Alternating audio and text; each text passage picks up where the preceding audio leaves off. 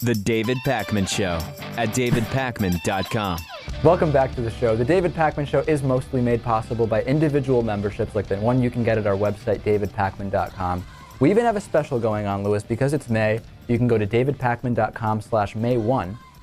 That'll get you a one-year membership and a David Pakman Show hoodie at a significant discount. You can pick the color, you can pick the size, you can even pick whether Louis signs it before we send it out to you or not. You'd be willing to sign some hoodies, right? I'll sign a hoodie. Sure. I'll sign a dozen hoodies. Why not? Let's talk about the state of the air. The American Lung Association put out a new report on improvements and challenges to air quality. You might be surprised, Louis, that 41% of this country lives somewhere where there are pollution levels in the air that can make breathing dangerous, according to the new report. You think that's high or low, based on what you would have thought? Well, it sounds high. It sounds really high. It does sound high. Yeah. Especially when you think of how big the country is. But you have to think about, of course, about population and, exactly. In certain areas, a lot higher than others. So now, one of Louis's main complaints about Los Angeles is every time I talk about my trips to Los Angeles, Louis talks about the air quality and about how he would never live there. But actually, as a matter of fact, it does turn out that the Bakersfield, Delano, California area has the worst air quality, but that is not Los Angeles, Louis. I actually heard, Natan, and correct me if I'm wrong, that it's actually some kind of an atmospheric, something about trade winds, I don't remember, but that it's not all smog over Los Angeles.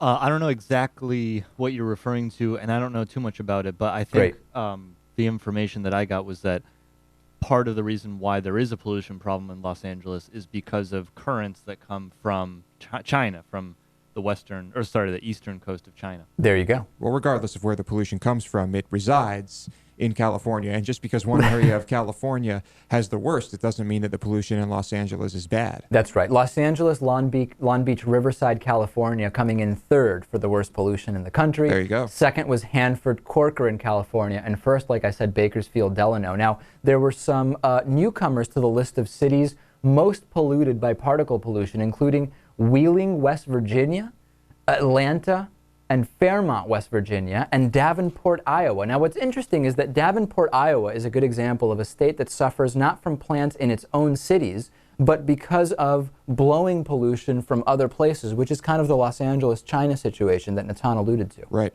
And generally, we are seeing a decrease in air pollution, and a lot of this has to do with the cleanup of power plants and also fleet turnover, as companies that have a lot of transportation vehicles have to turn those vehicles over because they age out and need to be replaced.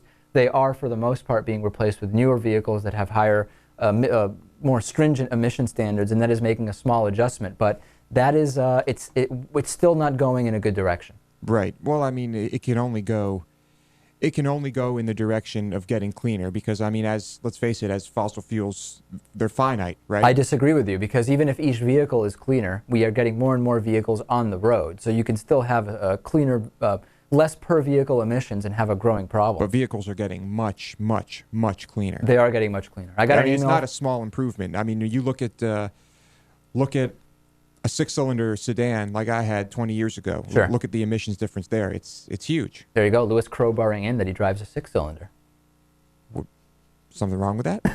I got an email from a right-wing Kool-Aid drinking nut saying the only reason there was an improvement in air quality is that Obamanomics has destroyed the economy and there is no jobs for people to commute to any longer. I think what he meant to say was there are no jobs to commute to any longer. Could be. Does you be thinking? What's that, Natan?